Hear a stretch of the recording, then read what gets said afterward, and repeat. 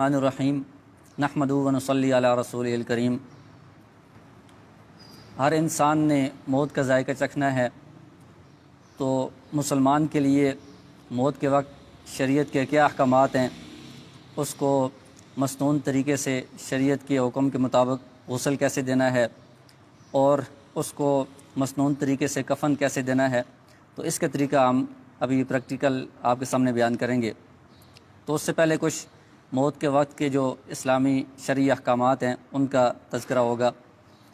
تو جب کوئی ایسا بندہ ہے جس کا موت کا وقت قریب ہو، تو اس کے لیے حکم یہ ہے کہ اس کو چرپائی پر اس طرح کمر کے بل سیدھا لٹا دینا چاہیے، اور اگر آسانی سے ممکن ہو، میت کو تکلیف نہ پہنچے، تو اس کا چہرہ تھوڑا سا قبلے کی طرف اس طرح گھما دیں،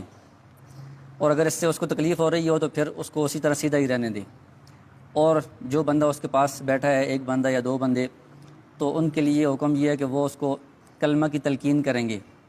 تو کلمہ کی تلقین اس طرح نہیں ہوگی کہ اس کو کہیں گے کہ تم کلمہ پڑھو، اس طرح اس کو حکم نہیں دیں گے، کیونکہ یہ بہت سختی کا وقت ہوتا ہے، بہت پریشانی کا وقت ہوتا ہے۔ تو اگر خدا نخواستہ اس کے منہ سے کوئی ایسی بات نکل گئی تو یہ اس کے ایمان کے لیے خطرہ بن جائے گا کہ میں کلمہ نہیں پڑھتا،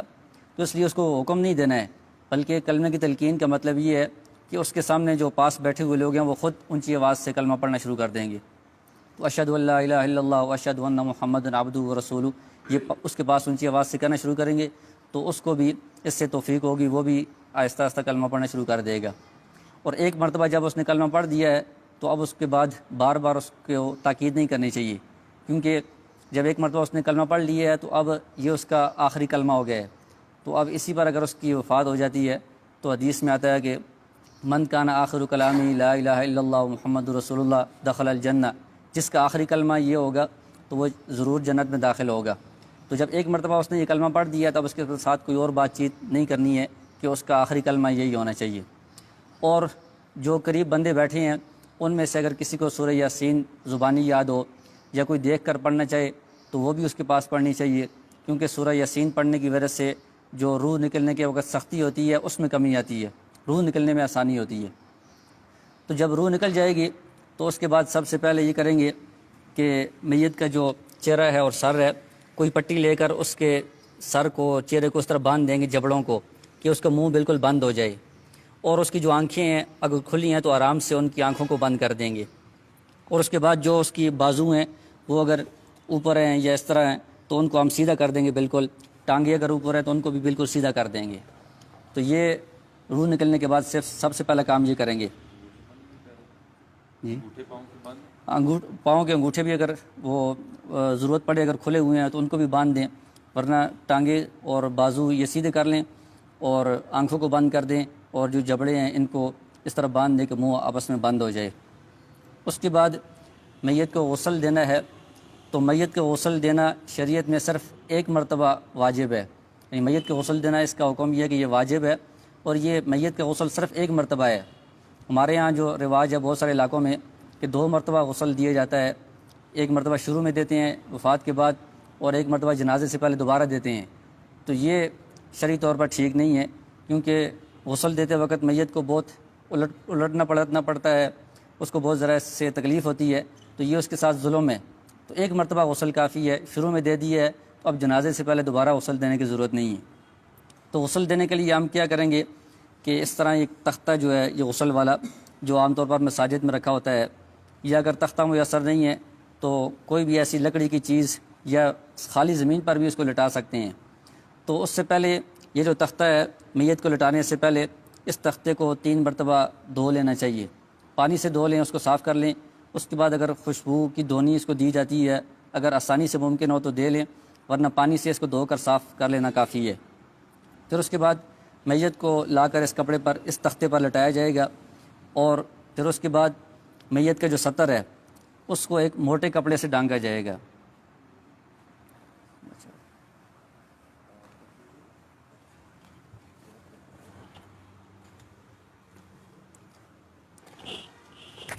تو مرد کا جو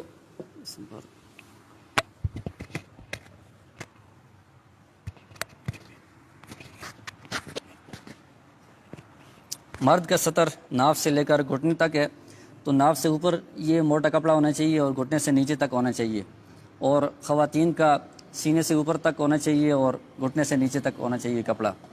یہ جب موٹا کپڑا ہم نے ڈالا ہے، موٹا کپڑا اس لیے ضرورت ہے کہ ہم غسل دیں گے تو یہ کپڑا گیلا ہوگا، اگر باریک کپڑا ہوگا تو اس میں سے سطر نظر آئے گا، تو اس لیے موٹا کپڑا اس کے اوپر ہونا چاہیے۔ جب یہ کپڑا آپ نے ڈال دیا ہے،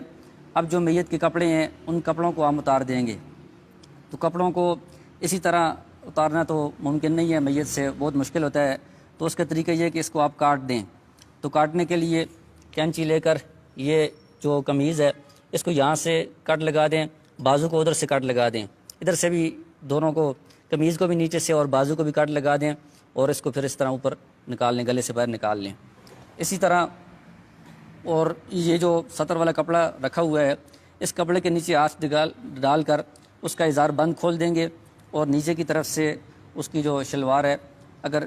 آسانی سے نکالنا ممکن ہو تو اس کو کھینچ کر نکال دیں گے، ورنہ اس کو بھی کینچی کے ساتھ کاٹ کر اس کو بھی باہر نکال دیں گے۔ جب اس کے کپڑے اتار دیے ہیں، یہ کپڑا اوپر رکھا ہوا ہے سطر ڈانپنے والا، تو اس کے بعد ہم اس کے لیے غسل شروع کریں گے۔ تو میت کے غسل کا بھی وہی مسنون طریقہ ہے جو زندہ آدمی کے غسل کا طریقہ ہے۔ زندہ بندہ اگر غسل کرنا چاہتا ہے تو مسنون طریقہ یہ ہے کہ پہلے وہ استنجا کر لے، اور اس کے بعد پھر وضو کر لے، پھر اس کے بعد پورے جسم پر پانی پائے، یعنی غسل کرے۔ تو میت کا جو غسل کا طریقہ ہے وہ بھی اسی طرح ہی ہے۔ سب سے پہلے کیا کریں گے کہ جو غسل کرانے والا ہے وہ اپنی ہاتھ پر، بائیں ہاتھ پر دستانہ پہن لے،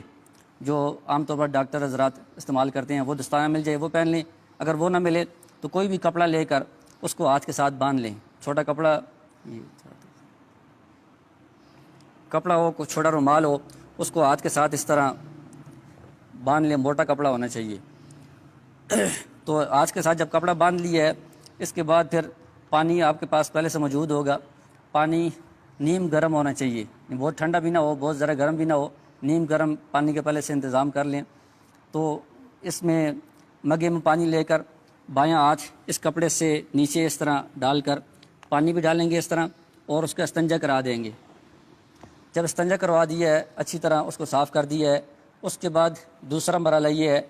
کہ دستانے اتار دیں گے۔ اب اس کو وضو کروانا ہے۔ تو وضو میں زندہ بندے تو کلی بھی کرتے ہیں، ناک میں پانی ڈالتے ہیں سارا، اس میں کلی اور ناک میں پانی ڈالنے کی ضرورت نہیں ہے، بلکہ کلی کے بجائے تھوڑی سی روئی لیں گے، آپ روئی کو اس طرح کر لیں گے اور اس روئی کو پانی میں بھگو کر اس کے منہ میں، ہونٹوں پر اس طرح مل دیں گے تر روئی کو۔ اگر منہ کھلا ہوا ہو تو اندر جو دانت ہیں ان دانتوں پر بھی اس کو مل دیں گے، تو یہ اس کی کلی ہو جائے گی۔ ایک مرتبہ روئی کو تر کر کے اس طرح لگایا، پھر دوسری مرتبہ اور روئی لے کر اس کو بھی اس طرح بنا کر اس کو بھی تر کر کے اس طرح دوبارہ اس کے ہونٹوں پر لگا دیے، دانتوں پر لگا دیے، اس طرح 3 مرتبہ کریں گے، تو یہ کلی ہے۔ پھر اس کے بعد اور روئی لے کر اس کو تر کر کے، اس کو اس طرح بنا کر تر کر کے اس کے ناک میں اس طرح صفائی کر دیں گے، تر روئی کو اس طرح پھیر دیں گے، گمار دیں گے ایک مرتبہ، پھر دوسری مرتبہ دوبارہ اس طرح روئی لے کر اس کو بھی تر کر کے اس طرح اس کی ناک میں دونوں طرف گھما دیں گے، پھر تیسری مرتبہ روئی لے کر اس کو تر کر کے اس کے ناک میں دونوں طرف گھما دیں گے۔ تو یہ کلی اور ناک میں پانی ڈالنا یہ اس طرح روئی کے ذریعے سے ہوگا۔ اس کے بعد جو وضو کے فرائض ہیں وہ ہم پورے کریں گے کہ چہرے کو دھونا ہے، اور بازوؤں کو دھونا ہے، اور سر کا مسح کرنا ہے، اور پاؤں دھونے ہیں۔ لیکن چہرے کو دھونے سے پہلے یہ ضروری ہے کہ روئی لے کر، خشک روئی لے کر، اس کا اگر منہ کھلا ہوا ہے تو منہ پر بھی اس طرح آپ رکھ لیں، اور ناک میں بھی ڈال لیں دونوں طرف، اور دونوں کانوں میں بھی روئی ڈال لیں، تاکہ جب ہم پانی اس پر ڈالیں گے وضو کے لیے یا بعد میں غسل کے لیے تو وہ پانی اندر نہ جائے۔ کانوں میں بھی، ناک میں بھی، اگر منہ کھلا ہوا ہے تو منہ پر بھی روئی ہم رکھ دیں گے تاکہ پانی اندر نہ جائے۔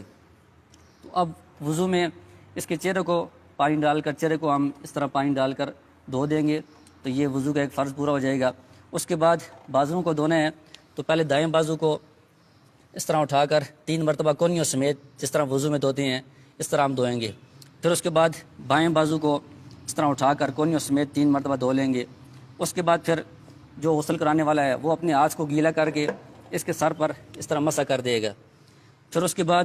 پانی لے کر جو اس کے پاؤں ہیں، دائیں پاؤں کو پہلے 3 مرتبہ دھو لیں گے، پھر اس کے بعد بائیں پاؤں کو 3 مرتبہ دھو لیں گے، تو یہ اس کا وضو مکمل ہو جائے گا۔ جب وضو مکمل ہو جائے تو اب اس کے بعد جو اگلا مرحلہ ہے وہ غسل کا ہے، یعنی غسل شروع ہو جائے گا۔ تو اس میں سب سے پہلے یہ ہے کہ میت کا جو سر ہے اور مرد ہے تو اس کی جو داڑھی ہے اس کو ہم اچھی طرح پانی کے ساتھ دھوئیں گے اور اس پر ہم صابن بھی لگا دیں گے۔ تو پانی ادھر سے لے کر اس کے سر پر بھی ڈالیں گے اور بالوں کو اچھی طرح ہم بھگوئیں گے کہ اس کے اندر پانی پہنچ جائے، داڑھی کے اندر بھی پانی پہنچ جائے، چہرے کو بھی اچھی طرح ہم پانی کے ساتھ صاف کریں گے۔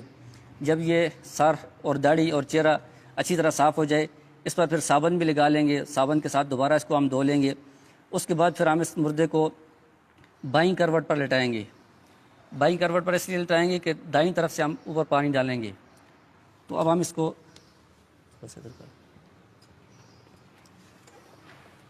یہ سطر والا کپڑا بڑا ہونا چاہیے ہر طرف سے کہ اگر اس کی کروٹ بدلیں تو سطر ظاہر نہ ہو۔ تو بائیں کروٹ پر ہم نے لٹا دیا ہے تو دائیں طرف سے ہم پانی بہانا شروع کریں گے۔ تو ادھر پانی بہائیں گے اور جو سطر والا ایسا ہے اس میں کپڑے کے نیچے سے اس طرح مگا ڈال کر آگے پانی ڈالیں گے، اس طرف سے بھی ٹانگوں پر ڈالیں گے اور کپڑے کو تھوڑا سا اٹھا کر ادھر سے اس طرح تیزی کے ساتھ پانی اندر ڈالیں گے۔ تو یہ اوپر سے جب ہم نے دائیں کروٹ پر پانی ڈالا ہے تو 3 مرتبہ ہم پانی ڈالیں گے اس طرح، اور پانی اتنا ڈالیں گے کہ جو نیچے جگہ ہے، جو نیچے بائیں کروٹ ہے تختے کے ساتھ جو لگی ہوئی جگہ ہے وہاں تک پانی پہنچ جائے، سامنے کی طرف سے بھی پیچھے کی طرف سے بھی نیچے تک پانی پہنچ جائے، اتنا پانی ہم ڈالیں گے۔ پھر اس کے بعد ہم ان کو دائیں کروٹ پر لٹائیں گے۔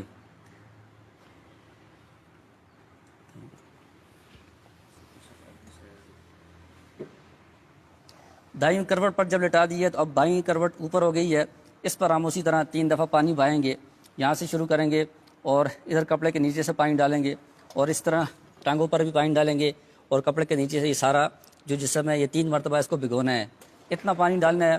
کہ سامنے سے بھی اور پیچھے سے بھی نیچے جو جگہ ہے تختے کے ساتھ جو لگی ہوئی ہے وہاں تک پانی پہنچ جائے۔ جب 3 مرتبہ یہ پانی ڈال دیا ہے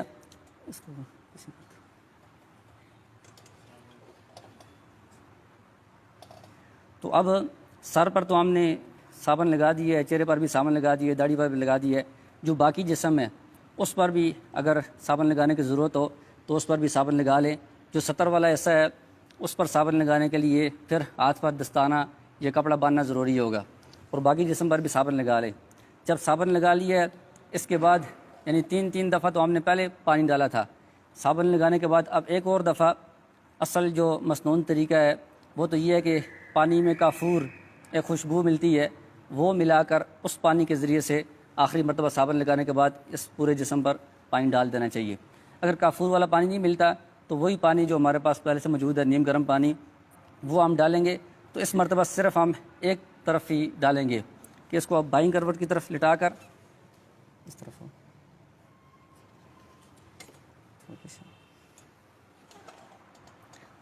تو بائیں کروٹ پر لٹا کر دائیں طرف سے اس کو سارا پانی آخر تک بہا دیں گے۔ کافور ملا ہوا اگر پانی میسر ہو تو وہ ڈالیں گے، ورنہ جو عام سادہ پانی ہے نیم گرم پانی وہی سارا ہم اس میں ڈال دیں گے۔ اس دفعہ دوبارہ بائیں کروٹ پر لٹانا ضروری نہیں ہے، بس اس طرف سے یہ مکمل ہو گئے۔ تو جب پورے جسم پر پانی ڈال دیا ہے اور صابن بھی لگا دیا ہے، اس کے بعد دوبارہ بھی پانی ڈال دیا ہے، اب اس کے بعد جو اگلا کام کرنا ہے وہ یہ ہے کہ جو غسل کرانے والا ہے وہ خود یا کسی کی مدد سے اس کے سر کو ادھر سے تھوڑا سا اوپر کریں گے، پیٹ کو بھی تھوڑا سہارا دے کر اوپر کریں گے۔ اب اس کے بعد وہ جو پیٹ ہے اس کو ہلکا ہلکا دبائیں گے، اس طرح ہلکا ہلکا، زیادہ زور سے نہیں، ہلکا ہلکا یہاں سے دبائیں گے۔ تو اگر اس کے بعد کوئی نجاست وغیرہ نکلتی ہے تو دوبارہ وہ ہاتھ پر دستانہ باندھ کر یہ کپڑا باندھ کر دوبارہ وہ اس کا استنجا کروا دیں گے، اس نجاست کو صاف کر دیں گے۔ یہ جو ابھی اگر بعد میں نجاست نکلتی ہے اس سے جو پہلے غسل ہو گیا ہے اس پر کوئی فرق نہیں پڑے گا، دوبارہ غسل کرنے کی ضرورت نہیں ہے، بس وہ جو پہلے غسل ہو گیا ہے وہ مسنون غسل مکمل ہو گیا ہے۔ اب اگر نجاست نکلتی ہے تو صرف اس کو صاف کر دینا کافی ہے۔ جب یہ کام ہو گیا ہے تو اب جو اس کا غسل ہے وہ سارا مکمل ہو گیا ہے۔ اب ہم نے کیا کرنا ہے کہ کفن کے لیے اس کو چرپائی پر لٹانا ہے، کفن باندھنے کا انتظام کرنا ہے، اس کی صحیح ترتیب کرنی ہے۔ تو اس کے لیے پہلے ہم تولیہ، چونکہ یہ سارا اس کا جسم گیلا ہے تو اس لیے پہلے ہم تولیے کے ذریعے سے اس جسم کو خشک کریں گے۔ تو تولیے کو جس طرح زندہ لوگ استعمال کرتے ہیں اس طرح رگڑ کر مل کر اس طرح استعمال نہیں کرنا، کیونکہ بعض اوقات جلد بہت کمزور ہوتی ہے تو اس کو بھی نقصان پہنچتا ہے۔ تو اس کو ہم اس طرح کر کے اس کے اوپر صرف رکھیں گے کہ وہ پانی کو چوس لے، اس طرح زیادہ زور سے اس کو ملنا نہیں ہے۔ تو تولیے کے ذریعے سے اس کے بالوں کو بھی، داڑھی کے بالوں کو، چہرے کو اور جسم کو ہم خشک کر لیں گے۔ خشک کرنے کے بعد یہ جو کپڑا ہے جو ہم نے پہلے سے سطر پر ڈالا ہوا ہے، یہ تو ابھی پانی کے ساتھ بہت ذرا بھیگ گیا ہے، تو اب ہم اس کے اوپر خشک کپڑا ڈالیں گے سطر کو چھپانے کے لیے، اس کو ہم نکال لیں گے۔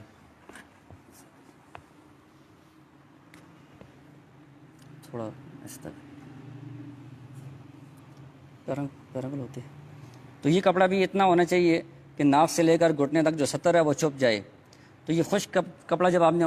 ڈال لیا ہے تو آپ اس کو ادھر سے پکڑیں دونوں طرف سے، تو نیچے سے جو گیلا کپڑا ہے اس کو پاؤں کی طرف سے کھینچ کر نکال لیں گے۔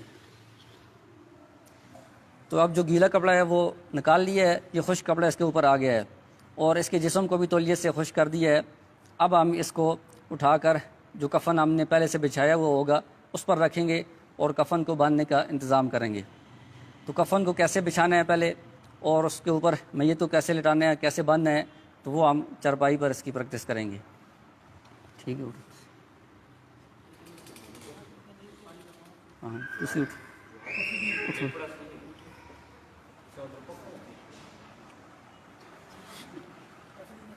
لگی تو